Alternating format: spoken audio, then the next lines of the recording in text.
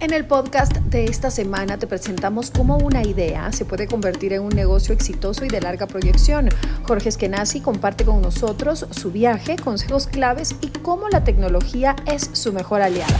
Hola amigos, ¿cómo están? Soy Alejandra Guzmán y me da mucho gusto recibirlos en este espacio, en este podcast que hemos creado en Entre Jaguares para poder platicar de todas las cosas que nos interesan a los emprendedores, cómo pasar a lo mejor esos retos o cómo compartir entre nosotros los mejores consejos, las mejores prácticas para poder lograr eso que tanto deseamos. Y este año pues tenemos muchas expectativas para todos ustedes y por eso hemos seleccionado muy bien a nuestros invitados semana a semana para poderles platicar acerca de temas de interés. Y bueno, esta semana tenía yo en mi agenda personal que pedirle a este gran amigo de la vida que nos acompañara, porque si estamos hablando del desarrollo en el mundo empresarial y de las telecomunicaciones, Jorge Eskenazi es la persona para que ustedes puedan platicar y conocer. Así que hoy te damos la bienvenida a nuestro podcast. ¿Cómo estás? Gracias, Ale. Súper bien, muy contento de estar entre Jaguares aquí compartiendo contigo. Me encanta porque, miren, es súper ocupado y logró abrir un espacio en su agenda para podernos contar un poquito acerca de su experiencia.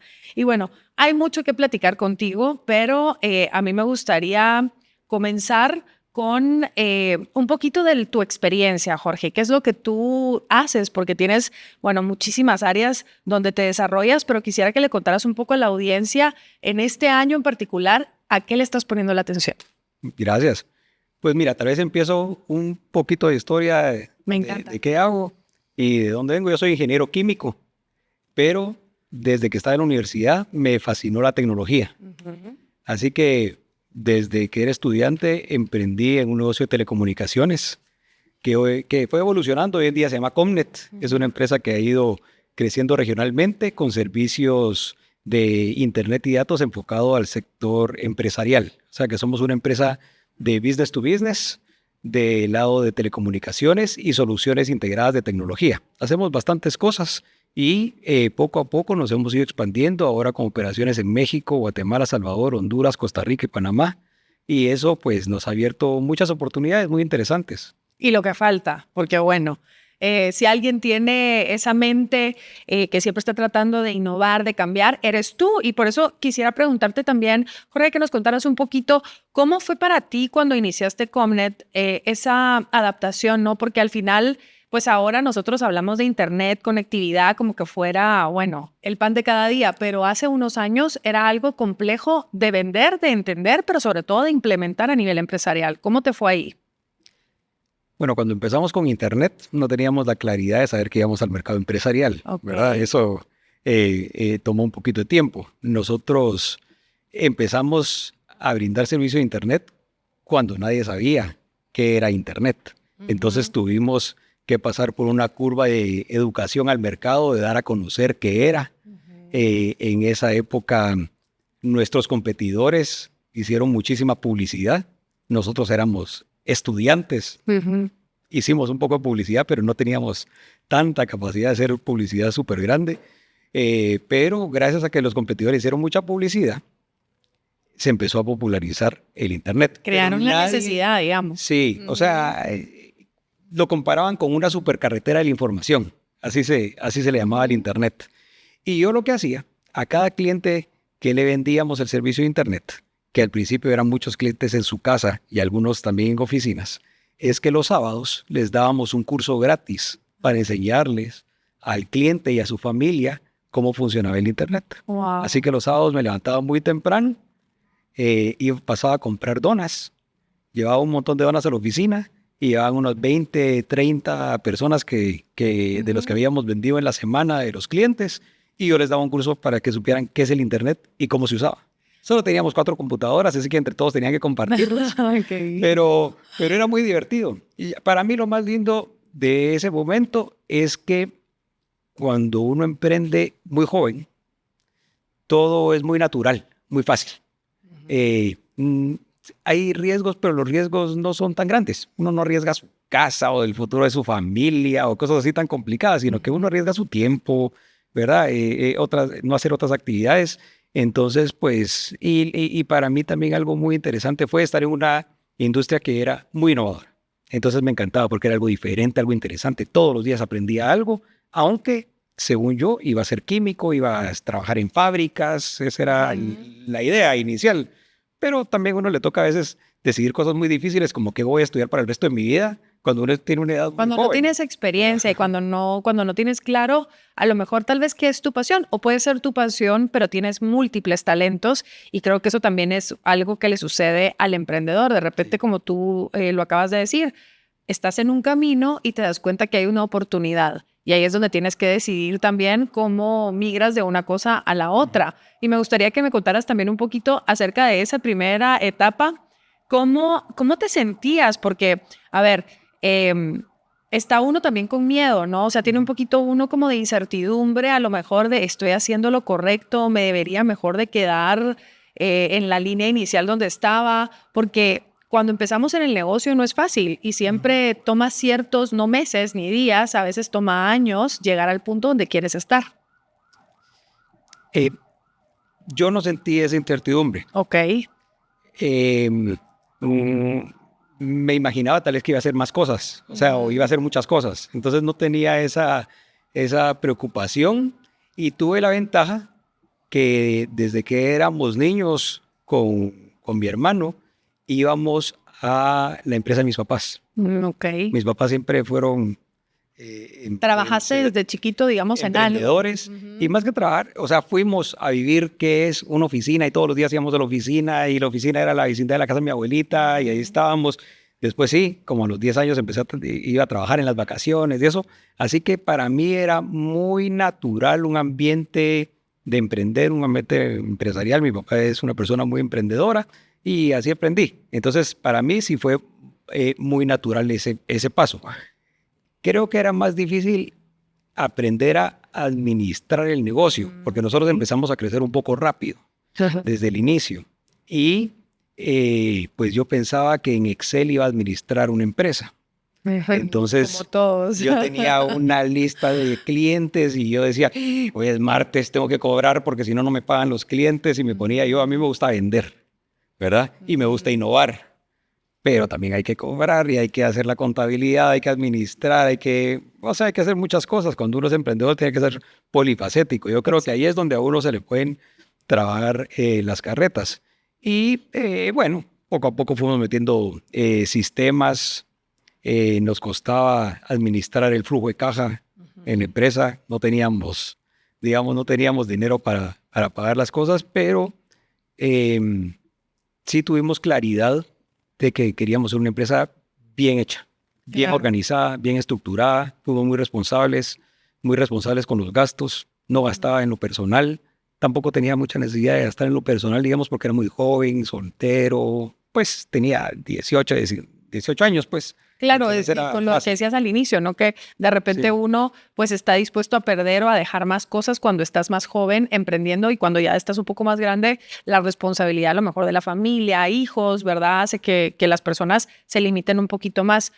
¿Consejo que nos darías para ese momento? Porque obviamente son dos situaciones distintas. Sí, en ese momento yo te diría que primero en el tema administrativo financiero, que al principio pues uno no tiene la experiencia necesariamente, el orden de las cosas. Primero, pagarle a los bancos. Okay. Si uno tiene financiamientos, créditos así, primero se le paga a los bancos.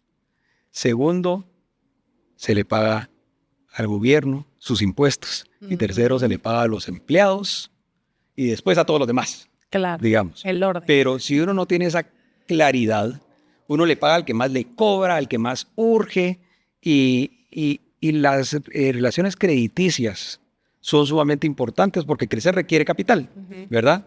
Y si uno le paga súper bien al banco, el banco le va a dar dinero para pagarle a los demás, pero los demás no le dan para pagarle al banco, digamos. Entonces, ese es un tema que aprendí muy rápido.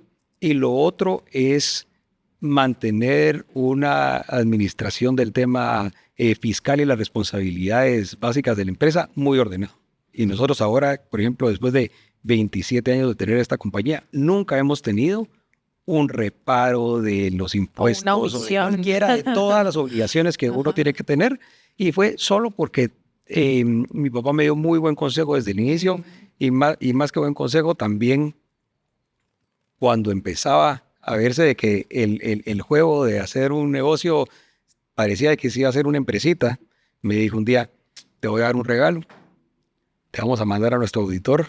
Qué Con vos tu par de meses ahí en lo que necesites para que no metas las patas. Y fue algo, pues fue un gran regalo. Uno no espera que su papá le regale eso, ¿verdad? Yo me recuerdo que cuando me gradué de la universidad y mi papá llegó con un brochure, ¿verdad? Y me decía un amigo, te van a regalar un BMW. Un BMW del futuro te regaló. Y mi papá me llevaba un brochure ahí de una maestría que me sugería estudiar. ¿verdad? O sea, nunca hubiera sido muy el estilo de mi papá regalarme un carro de lujo, ni sports car, ni nada, ni para él ni para mí, sino que era más como esos regalos o de consejos sabios o de cosas como crecer y mejorar. Así que sí, mantener esa parte administrativa creo que es una parte importante. Y la otra, que es empresarialmente, porque esto es del orden, empresarialmente es buscar un producto, un negocio que a uno le guste, pero que realmente resuelva algo. O sea, que tenga una diferenciación en el mercado y que agregue un valor. Porque pues todos podemos revender algo, ser comerciante, y eso ayuda y tal vez da dinamismo, pero escalar, ser competitivo, tener una empresa que trascienda, que dure décadas, sí requiere estar enfocado en algo que agregue un valor especial a un mercado que exista o que uno desarrolle, pero sí vale la pena escoger bien en qué negocio puede estar. También vale la pena equivocarse en eso, pero apuntarle toma el mismo tiempo hacer un negocio grande que hacer un negocio chiquito, pues, o un negocio que va a escalar o que se va a diferenciar, que un negocio que pues va a llegar a ser un pequeño comercio. Entonces, a veces uno se complica con el tema del capital. Yo creo que el capital no es una variable que debería ser tan importante en la decisión. No hay que presionarse tanto en eso. Sí, porque el capital se consigue, claro. ¿verdad? Se resuelve, se consigue, a veces un poquito más lento, ¿verdad? Pero cuesta un poquito más, pero bueno, es de negociar. Sí, pero lo que es muy difícil es pasar de un negocio que no tiene un producto que agregue un valor o que resuelva algo difícil o que tenga escalabilidad a pasar a transformarlo todo después a un producto que sí resuelva. Me encanta lo que estás diciendo y sabes que vas muy de la línea de algunos de nuestros invitados que han compartido con nosotros estos consejos y me llama mucho la atención. Todos hacen mucho énfasis en el orden de las cosas, o sea, empezar desde el primer momento que decides que vas a hacer este negocio o esta idea algo productivo o algo más allá de un hobby, digamos, o del fin de semana que te dedicas a vender alguna cosa o no sé, cuando ya empiezas a pensar en que va a ser un negocio, que lo hagas en orden y también que resuelva una necesidad muy importante. Entonces ahora yo te pregunto, tú que tienes tanta experiencia en los negocios en general, ¿de dónde sacamos? O sea, creo que la capacidad de observar qué es lo que el mercado necesita, también requiere un poquito como de esa motivación de descubrir. ¿Cómo haces tú para encontrar nuevas ideas? ¿A dónde te vas, digamos, verdad? Yo me voy de viaje. Muy bien. Yo creo que viajar... Ir a otros lugares. Es muy bueno, o en mi experiencia viajar es una prioridad. O sea, en mi vida viajar es una prioridad. Desde siempre. Y creo que salir del día a día de la empresa es necesario. Okay. Yo soy una persona que me gusta el office. Le digo yo a los de la oficina, no me gusta tanto el home office. A veces hago home office, pero muy raro. ¿Te gusta ir a la oficina? Intenté hacer home office los jueves. Y después de como 5 intentos ya estaba en la oficina los jueves. Pues. O sea, me cuesta mucho porque a mí me gusta trabajar con el equipo. Claro. Me gusta trabajar con las personas, me gusta planificar, me gusta llamarlos, vengan y todo. Mi oficina no es un escritorio, mi oficina es una sala de reuniones. Excelente. Entonces ahí está, porque para no moverme, sino que podamos reunirnos ahí. Es muy agradable sentir de que todos están bienvenidos, digamos, a la oficina a platicar. Entonces, sí creo que hay que salir de la rutina cotidiana. Ahí no están las ideas. Las ideas están en ver el mundo, en uno ser creativo, en salir del día a día, estar viendo el flujo de caja, los estados financieros, las cuentas por cobrar, no ayuda a que uno pueda tener buenas ideas de nuevos negocios. Así que darte un respiro o un momento es como una opción también. O sea, viajar a un lugar lindo, ir a ver cosas diferentes que no hay y también viajar a las ferias. Okay. Yo fui la semana antepasada a la feria de satélites en Washington, D.C., que trato de ir casi todos los años. Y ves que hay. Y en 2 días tengo 20 o 25 reuniones. Dios mío. Sí. Prepárense, chicos, en la cosita. Ya va a llegar con las ideas.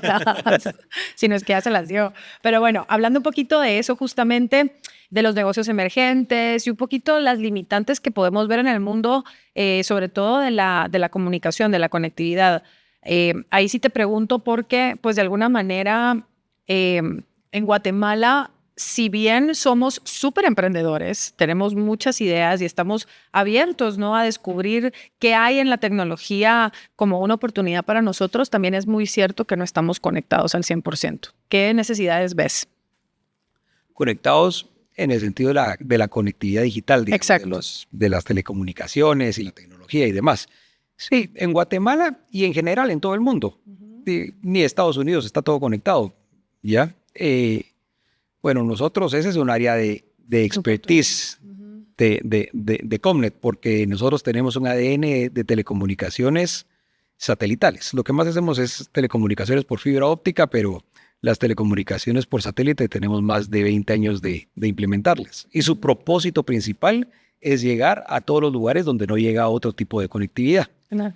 Hoy en día somos el distribuidor de Starlink para Centroamérica, para todo lo que es el sector empresarial, el sector institucional y gobierno. Así que una de las cosas más importantes que estamos haciendo en este momento es proyectos que cierran la brecha digital para la educación, para la salud, para acceso a comunidades, para servicios básicos. O sea, la conectividad es muy importante porque acerca al mundo, ¿verdad? Y en un mundo globalizado, comercialmente, socialmente, culturalmente, estar fuera del scope de la conectividad es muy difícil. O sea, prácticamente es la posibilidad de estar en la modernidad o no estar en la modernidad. Tal cual. Y para mí, uno de los elementos más importantes en este momento es conectar la educación. Uh-huh. O sea, que todas las escuelas de la región, Uh-huh. públicas o privadas, tengan conectividad. Y no solo que tengan conectividad, que tengan la infraestructura necesaria en términos de equipamiento, energía eléctrica y demás, que tengan los sistemas, contenidos. los programas, porque no es solamente que los niños de ahí, pum, me sale la mamá, ¿verdad? Pero sí es cierto, tenés toda la razón, no es solamente que los niños tengan acceso al dispositivo que le permite conectarse, necesitamos que haya información para que ellos puedan de alguna manera también aprender, ¿verdad? Con buenos sistemas. Los contenidos educativos es como una mesa, tiene 4 patas: infraestructura, contenidos educativos, capacitación docente para que los maestros también el rol lo modernicen ahora con la tecnología, y luego la conectividad a Internet. O sea, la conectividad es una de esas patas. Y yo creo de que eso sí es un elemento transformador que puede dar un salto cuantitativo a la calidad educativa de toda la región. No solo Guatemala tiene retos en términos de conectividad ni en términos educativos, ¿verdad? Pero definitivamente somos uno de los países que tiene un reto importante. Me gusta, Jorge, que estás súper... o sea, estás metidísimo en ese tema ahorita, ¿verdad? Y obviamente tu experiencia a nivel empresarial y de la región con tu empresa, pues obviamente conoces las necesidades de los diferentes países, de los diferentes mercados, pero que regreses al paso 1, que es educación, es importante también para nosotros, es un buen indicador de darnos cuenta que aunque estamos avanzando hacia el futuro, no podemos dejar de poner atención en los primeros pasos. Entonces, ¿qué nos recomiendas también en este 2025 para mirar dentro de este proyecto que estás tan involucrado, que tiene que ver con la educación? ¿Qué podemos hacer? Porque también hay emprendimientos que están enfocados a este tema. Y es un gran mercado. Uh-huh. Mira, yo pienso que el sector productivo, el área empresarial en países como Guatemala es clave para que pueda haber desarrollo en el país. Uh-huh. Y las empresas necesitan que los países sean exitosos para que las empresas también se desarrollen mejor. Las empresas necesitan que el talento que trabaje en ellas sea más capaz, tenga más conocimientos, tenga más experiencia. ¿Sí? ¿Cómo se hace eso si no hay mejor educación en el país? O sea, todo tiende a ser un ciclo virtuoso. Uh-huh. Y lo necesitamos para que haya más productividad.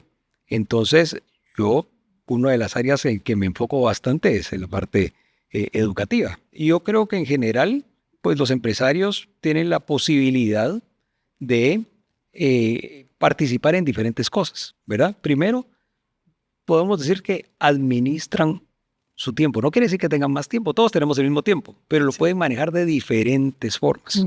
Y participar en los temas de desarrollo de país, en el área que me interesa, en el área de nutrición, en la parte de desarrollo de emprendimiento, en nexos internacionales para que haya más inversión en el país, en lo que sea, ¿verdad? Pero si todos somos un ecosistema, ¿ya? Y si uno participa más del ecosistema, ¿verdad? Lo que yo le doy muchísimo, mejora y regresa, ¿verdad? Sí. Regresa. Si yo me quedo como una isla, solo tratando de hacer plata en mi empresa, pues seguro lo pues, vas a lograr, va a funcionar, pero ¿verdad? va a ser muy reducido. Sí. Ajá, pero no amplío, no hago redes, ¿verdad? Y la parte empresarial tiene esa gracia que es de hacer redes y de ampliar el horizonte. Entonces, una de las áreas que a mí me gusta mucho es la parte de la educación. Creo que en este país es de las áreas en donde más podemos contribuir.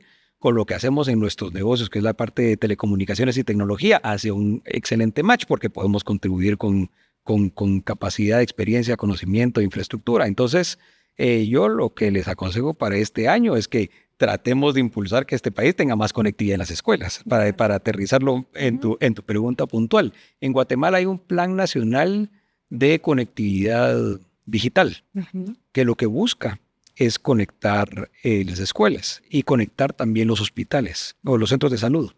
Y yo pienso que es una gran oportunidad, algo que se tiene que hacer, algo que va avanzando poco a poco para que se haga, ¿verdad? Y el que pueda contribuir para que eso se logre, pues yo trabajo en esa parte. Me encanta. Y ¿sabes qué? Qué lindo también ver cómo puedes invitar, ¿no?, a otras personas a también ir explorando estas otras áreas donde a lo mejor tienen experiencia o tienen la capacidad instalada para que sea más fácil reducir el camino entre un objetivo y otro y que como país también vayamos caminando hacia adelante. Y eso está muy bonito. Te pregunto un poco también, no cambiando de tema, pero sí hablando siempre en tu experiencia, por ejemplo, con esta organización internacional, EO, que estuviste pues ya, bueno, no sé desde hace cuánto que estuviste ahí, pues, pero sigues trabajando con ellos. ¿Cómo ves el emprendimiento a nivel pues mundial, ¿no? O sea, no solamente en Guatemala, que sabemos que somos muy emprendedores, que tú eres un ejemplo perfecto de alguien que decidió apostar su idea y la ha evolucionado y exponenciado al 1000. ¿Cómo ves tú la evolución, digamos, en cuanto al desarrollo de programas para los emprendedores, no solamente en Guatemala? O sea, si yo me quiero desarrollar más en este mundo, hay otras opciones afuera para hacerlo también, ¿verdad? Sí. EO es Entrepreneurs Organization. Es una organización mundial que lo que hace es reúne emprendedores que tienen empresas a partir de cierto tamaño para que puedan aprender los unos de los otros a través del intercambio de experiencias. Es un poco diferente al tono que estamos haciendo hoy aquí porque tú me pides aquí consejos y yo trato de regresar a hablarte de mi experiencia, pero luego me pides consejos y es que EO tiene 3 pilares fundamentales para dar un poco de contexto. El primero es compromiso personal. Y para responder parte de tu pregunta, yo tengo 20 años de estar en EO. EO se divide en pequeñas células, pequeños grupos que se llaman foros. Mi foro tiene 7 personas. Dinos quiénes son. El día de hoy va a ser saludos en la tarde. A todos amigos. Hola, amigos. El día de hoy va a ser nuestro foro número 200. Wow. Nos reunimos una vez al mes, por lo menos 10 veces al año. En las 200 reuniones que llevamos, nunca ha faltado nadie. Wow. Nunca llega tarde nadie.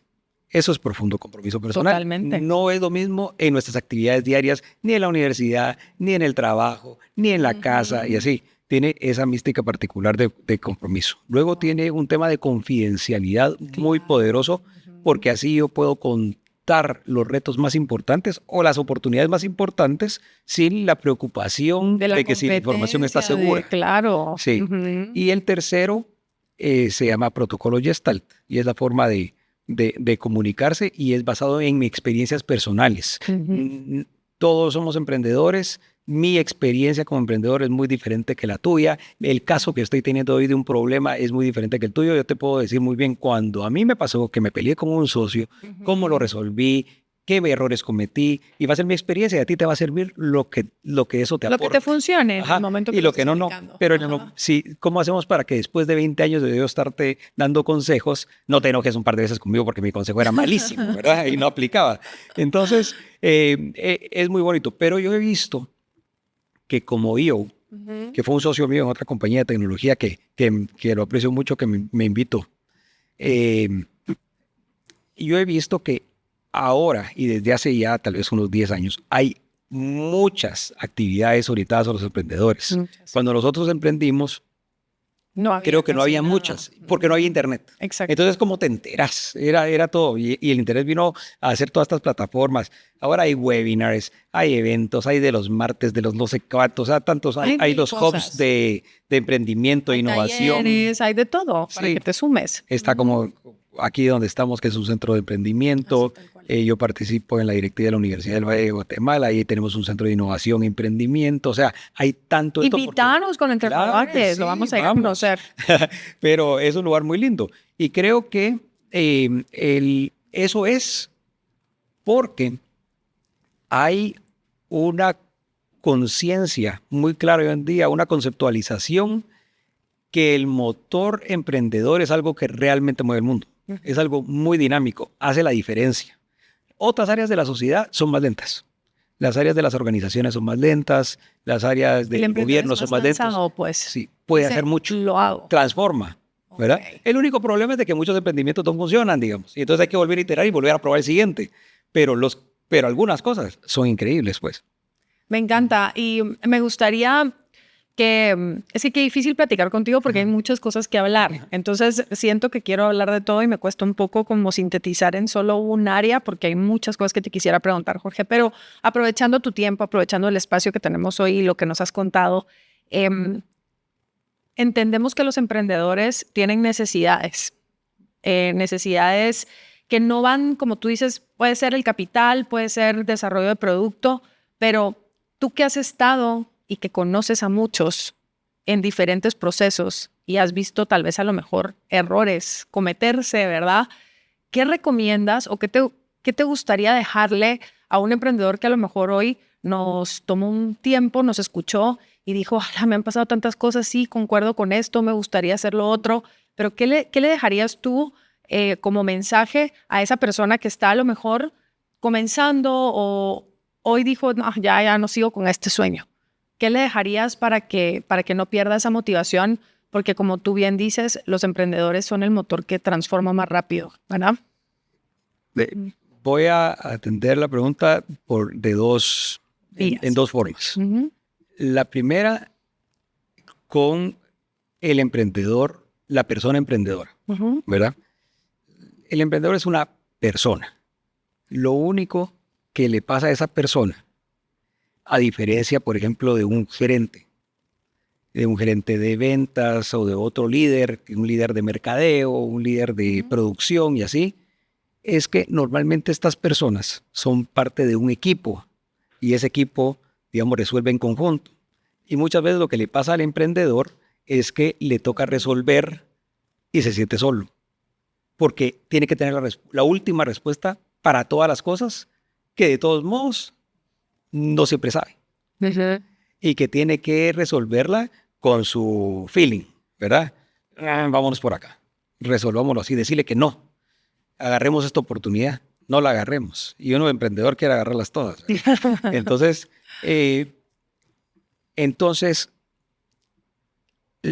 para el emprendedor,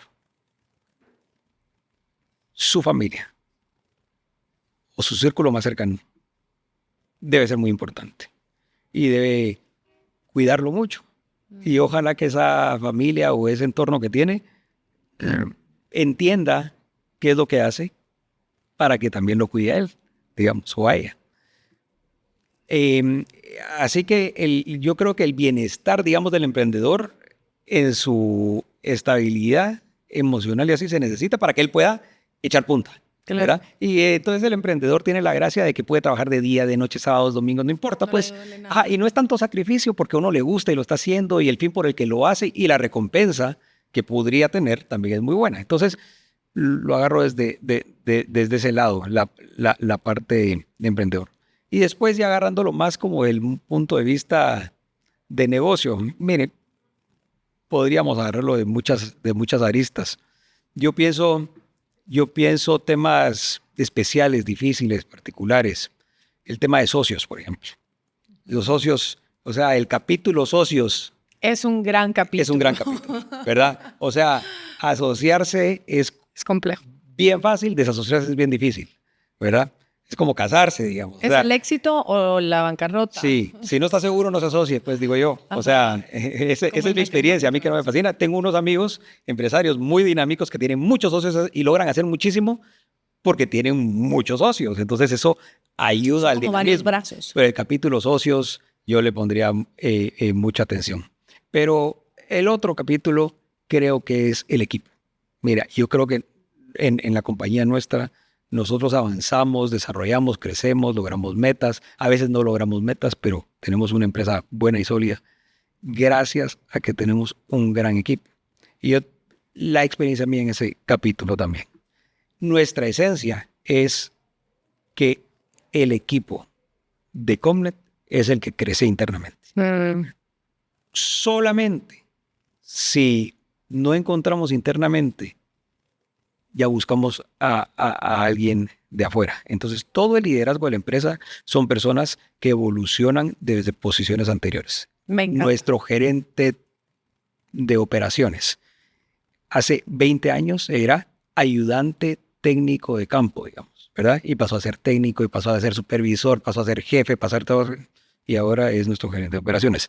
Nuestro director comercial era vendedor junior sin teléfono, dice, porque dice que tenía que compartir el teléfono con el de al lado, ¿verdad? Cuando teníamos hace 22 años. Y él fue evolucionando, se volvió jefe de operaciones, estuvo en el área de técnica, después se volvió el gerente de ventas de Guatemala, después se volvió nuestro director comercial, nuestra gerente financiera, fue auxiliar de contabilidad hace 25 años, o sea, todos. Y eso realmente genera ADN en la compañía. La empresa es una cultura.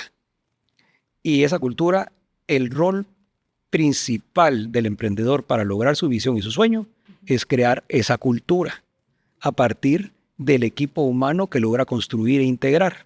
Para que ese equipo humano se logre constituir, requiere esfuerzo, tiempo, confianza, un montón de ingredientes, ¿verdad? Entonces no se hace de la noche a la mañana. No lo puedo ir a comprar, pues. Yo puedo comprar tecnología, equipos, todo eso lo compro, ¿verdad?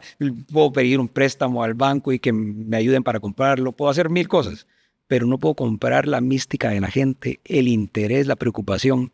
Y para que yo pueda seguir innovando, me tengo que ir de viaje, como decía. Y para que yo me vaya de viaje, tiene que haber un equipo que lo haga mejor que yo, atendiendo todo, ¿verdad? Y ellos también se tienen que ir de viaje, para que ellos también evolucionen el negocio. O sea, es todo. Tiene que ver con la generosidad también, generosidad del conocimiento, y verdad, de compartir y de dar oportunidad.